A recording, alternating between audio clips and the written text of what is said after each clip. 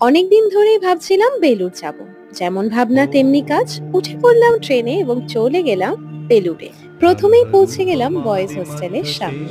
আরে আরে, ভুল বুঝো না, আমার সাথে ছিল ওখানকার এক্স স্টুডেন্ট, এই যে দেখতে পাচ্ছ আমার হাজবেন্ড। তিনি তো ডিপার্টমেন্টের সামনে গিয়ে অত্যন্ত নস্টালজিক হয়ে পড়েছিলেন, আর আমি আমি এই প্রাকৃতিক সৌন্দর্যের মাঝখানে কোথায় যেন হারিয়ে গিয়েছিলাম। তারপরে আস্তে আস্তে এগোতে থাকলাম বেলুড় মঠের উদ্দেশ্যে।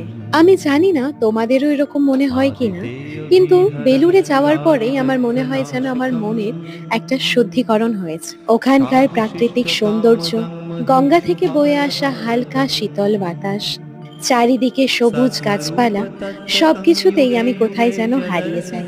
সুন্দর দিনটা আরো মায়াবী হয়ে উঠল যখন স্বামীজির গাছের আম আমি প্রসাদী রূপে পেলাম।